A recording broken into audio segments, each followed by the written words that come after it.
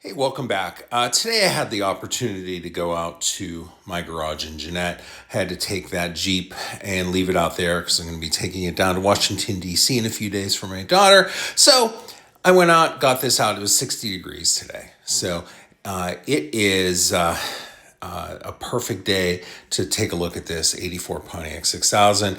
The two Celicas of mine, I got them out and had to mess around with them a little bit. There's another video on my channel. But back to this. This is my 84 Pontiac 6000 Special Touring Edition. That's an all-original car. And the one problem I had with it is that the fuel system is a bit gummed up. The carburetor, it had not been run more than 20 miles in the last 10 plus years. So I put some fuel system cleaner in it and I was running it at high idle and it was pretty loud because it's already got a pretty boomy exhaust on it, and I was running at more than a normal idle speed as I was going through. So let's take a look in here. I want to show you, look how clean this is. That's original paint. It's been ceramic coated, but that is 100% original paint, 100% original wheels, original trim on there. You're looking at as close to a brand new Pontiac 6000 Special Touring Edition as you are going to find. It's just remarkable. I'm so lucky to have found this vehicle. Just looking at the paint job and thinking to myself, how much would it cost to restore a car to this level? If you could find someone, if you could find all the parts. But inside, outside, all through is just a very, very clean original vehicle. Okay, this is an 84, so those taillights are unique on there. See the license plate? It's in the middle on 85 through the end of the line in 91. Those were different taillights, and there was a center section there where the license plate was. It had the backup lights. The plate moved down to the middle of the bumper on the lower side. You can see that dual tip exhaust on there. That's the original muffler, pretty much original everything on here. But it's just such a clean vehicle. And I really, the original owner died about 12 years ago, 13 years ago. But I happened to have made the acquaintance of the red car's owner, the white car's owner. I knew the person who knows that person. That person is very much alive.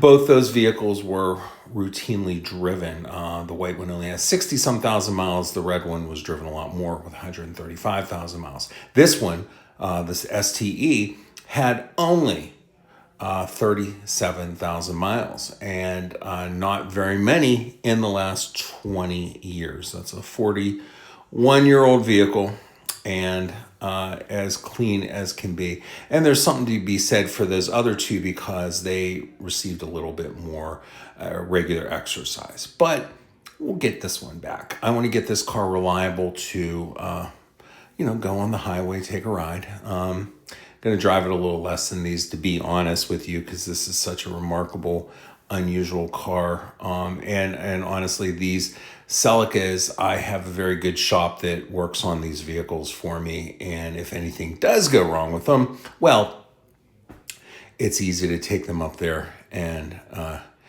have the basic mechanical things or not so basic mechanical things addressed on those vehicles. This 6000 is just such a unique animal. This car was General Motors' answer to the import challenge of BMW, Mercedes, Audi of the early 80s. 83 was the first year. This is an 84 where it received a tachometer, the digital dashboard arrived for 84. And the last year, carburation on here. This was a high output, 135 horsepower, 2.8 liter V6. Had computer controlled carburetor. There's a lot of little things I'm learning about these vehicles. It runs at a higher idle as it warms up, and there's like a little solenoid that lets the idle go down, where normally you just click it and on a regular carbureted car and it'll go down to a normal idle. This one idles a little heavier. I'm going to really have to delve into the knowledge base on this car going forward if there is anything that is really giving me an issue as far as drivability on here. But I'm confident, with the originality of this car and how well it survived, I'm not going to have to worry too much about any of that. But if you take a look, every angle of this car, I think there's one or two little door dings, and I know a very good paintless dent removal person who's worked on a couple of my cars for me. And as soon as I get this ready to go, I think I'm just going to have him try to massage those little door dings out of it. But that's about it. All the trim is just beautiful. The wheels are beautiful. I have to get new tires on it. Those are date code 2005 tires.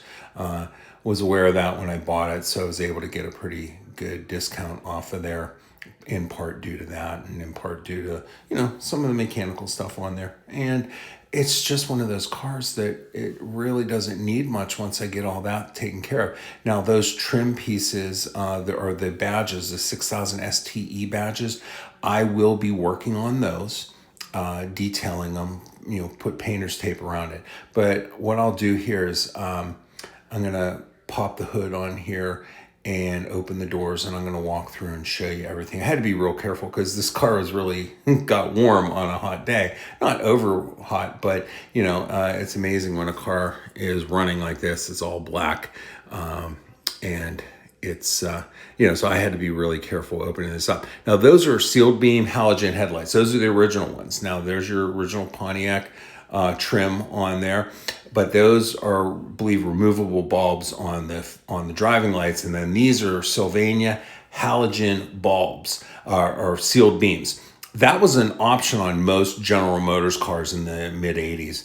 I believe it was probably standard on this. These were pretty much 2-option cars. They came fully loaded, and you could get the nicer interior, which mine has, and a sunroof, which mine does not. Those were like a $15 option on any other General Motors car, including my 85 Pontiac 6000 has those halogen headlights. It was an option. Our 85 Buick that sits in that garage had those as a factory option. They're both listed on the sticker price. A lot of stuff was a la carte on these cars back in those days. But as I go through here, and I'm pointing out a little bit more how I'm going to go through and just finely detail. This is going to be a Q-tip, a little bit of polish, a lot of bit of patience, and comfortable place to sit down while I do this. Put painter's tape around all the painted area, and if I have to go through and touch anything up with a fine detail brush on that matte black on the shadow of the 6000, the S, the T, and the E, I will do so, because that's something that you can really just add the only thing that I think detracts overall from the beauty of this car. Now, these are original wheels. When I switch the tires out, I'm going to get rid of that little weight there. We're going to do the internal sticky ones. There's no need to restore these wheels. They're gorgeous. They're absolutely gorgeous. Plus, on the inside, they're that darker gray, and on the outside, they're the machine-faced, and they have that 4-wheel disc brake.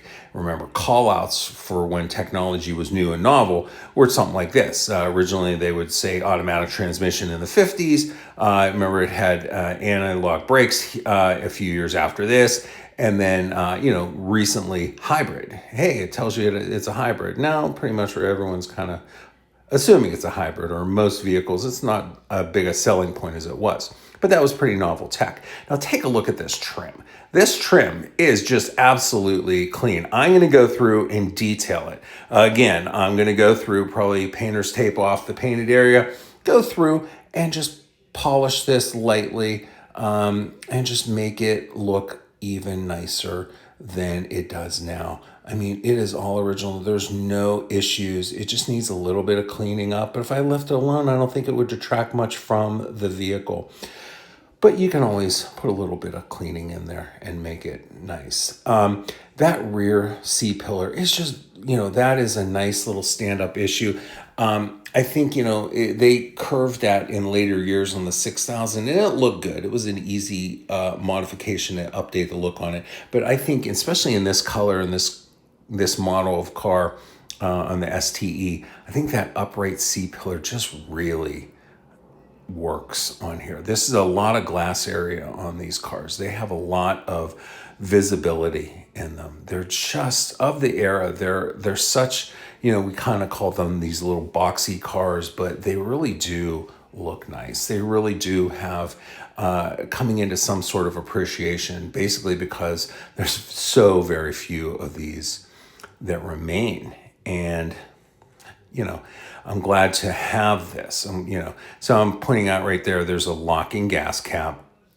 And there, again, that's I believe 84 only taillights. The 83s might have had that. I think they were a little bit different when what was inset on there. I'm pointing, there's your turn signal. And, people pointed out that it's on the odd side. It should be on the outer part. For 85 on, that license plate frame, as I said before, got moved down to the bottom.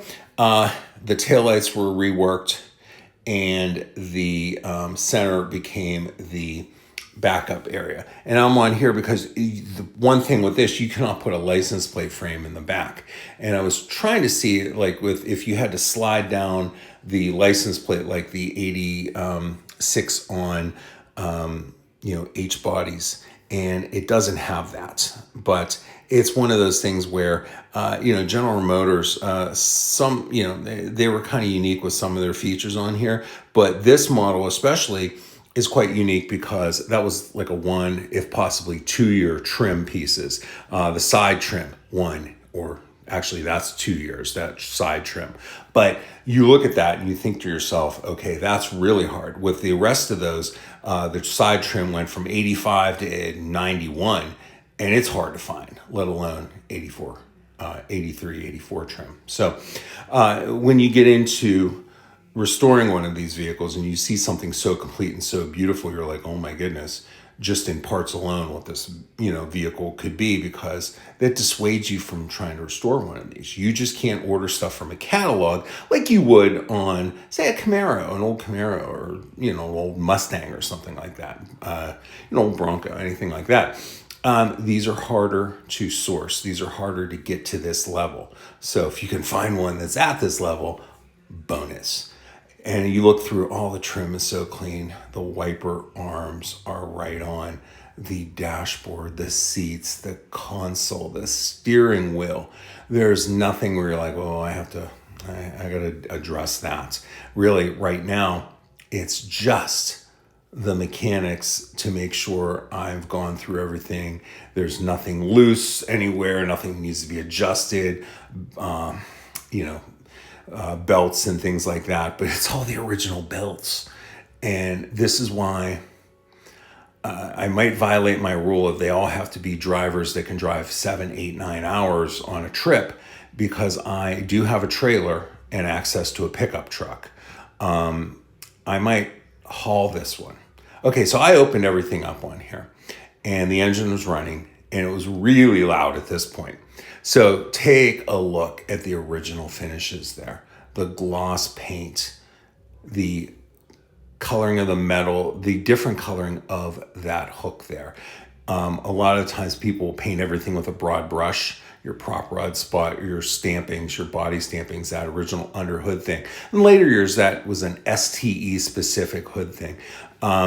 But you look through, they changed the battery on here. Now I'm looking at my data plate and it says Y88 right there, which is code for Pontiac Special Touring Edition. I learned that through the all the sources I was looking for parts in there. Look at that smog pump right there. That smog pump is working on here. All these things are working, this emissions system. And a lot of these got disabled on these vehicles. So I'm over here now taking a look. I want to show you some things inside. So this has a suede optional interior. And on those door panels, that's a suede, like a pigskin almost. But look how clean all the trim, all the rubber is on here, the console. Now that says electronic ride control, 6000 Special Touring Edition. They would change it to 6000 on the base, 6000 LE on the upper level. Electronic ride control is part of that special suspension package, including air ride in the back. Very neat tricks that the GM, the Pontiac engineers used to make this car a little bit different. Now, this is a multi-manual seat. You see there's the one lever. There's another rake adjustment on the far end there by the console. There's another knob for changing the pitch of the seat, I think the bolstering. And then you have your forward and aft movement. And both this seat and the other seat are identical. They both have the same range of movements. The next year, they went to power seats on there. And then look at this really thick carpet. It's more of like something you would see on a luxury car, Rolls Royce, Cadillac, something nicer than your basic kind of thing. But all your door cards are perfect. It's a power window car. It's a power lock car. All that stuff was standard on a special touring edition. For like $14,300 in 1984 money, you got all this. There was an extra cost for those seats, with the suede there. And it's a really fine cloth there. But look how tight those little pleats are on the back of that seat. A friend of mine saw this and said, I cannot believe how perfect that is. And that's like one of those little telltale signs. Normally those got stretched out. You put your maps in there, a little kid put his toys in there, whatever. And it's just, and then you have your headrests there. That was a very unusual thing. And on cars back then. And then your middle, your armrest was unusual, and that's your AMR. It's a high-end stereo. The other thing I have to sort on this is the stereo is not powering up. Not the end of the world. There are experts that rebuild these stereos to spec. They're not that complex in the grand scheme of things. And there are people that love doing that, and they're very good at it, and it's very reasonable. So I have the trunk open, and you can see in here, that's that little emergency kit. In the center, you have your electronic ride control. You have your compressor that you could blow up like a soccer ball. There's a little kit even there with your thing, so you could tie into there, so you could, blow up your, like I said, the soccer ball, anything like that. Now, under the back here for this STEs, they had this carpeting here. LEs had painted metal, and base models didn't have any carpet back here. It's very bare bones. They cut out equipment wherever they could for, so this was like $14,300, right? A base model 6000 was about $8,000. So not quite double, but pretty close to it. So you had and I mean, a lot of those things, they didn't have a standard rear defroster. They didn't have standard air conditioning, standard radio, probably AM only. I don't know if the AM was a delete but so, and then you get in here. Now, this is your data plate talking about your tire size.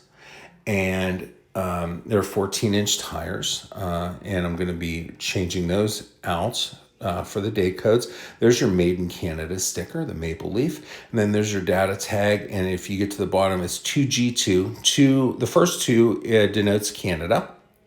The second two denotes the factory of General Motors that was built in. And there's other things that go in there. I could diagnose, I could list everything out. Like the one thing is the model year and then the code, whether it's a 4-door, whether it's a 2-door. All the 6000 STs were 4 doors, but they made 2-door 6000s. They made wagon 6000s. And so on and so forth. It goes through all of this stuff. But as I went through and I ran this, it was really, really nice to get it to run a little bit, to start cleaning those fuel lines out. I don't think I'm going to have to drop the tank on it. I want to, really not do a lot of stuff if necessary, because it's so very original and survived. Now take a look in here. So there's your tachometer, your speedometer, now we're looking on here, and the temperature gauge, which is the second from the right, it was right at the top end of normal range on there. Blipped the throttle a little bit because I just let it go at initial idle, and the computer, basically the solenoid I was telling you about under hood, lets it stay at a higher RPM, and I did that to push through more gas. Now look, all my doors were open. and my hood and my trunk, and it's showing you that on there. Now I'm going to close the driver door, and hopefully, if it doesn't fade out too much, you're going to see that that one disappears. For there, see, there it goes, because I closed the door, and then I opened it again and it flashed again. Very cool. That technology still impresses me to this day. This is a retro futuristic vehicle, 100 and some miles on it. Oh, your buttons. This is the only year that STE had blue backlit gauges. 83s were red and all analog, didn't have a tack. And then 85, 86 through the end, they were all orange backlit.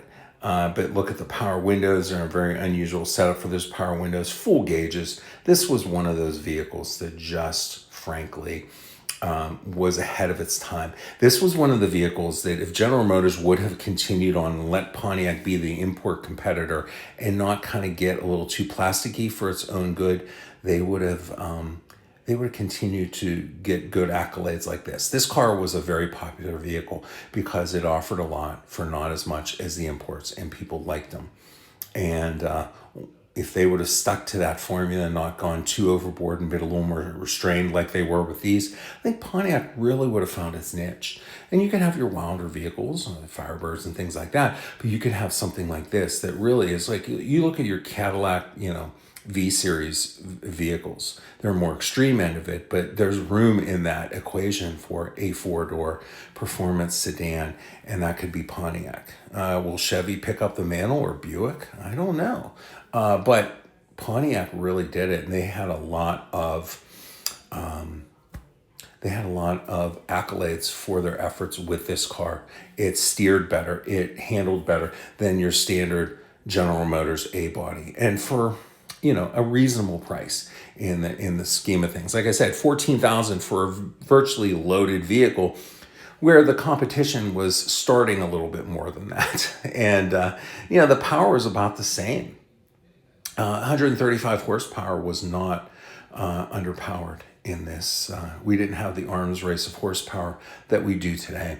And we also didn't have vehicles that weigh as much as they do today. These were smaller vehicles, like it or not, with the, the crashability and everything like that. Thank you for watching. Have a great day, and like and subscribe.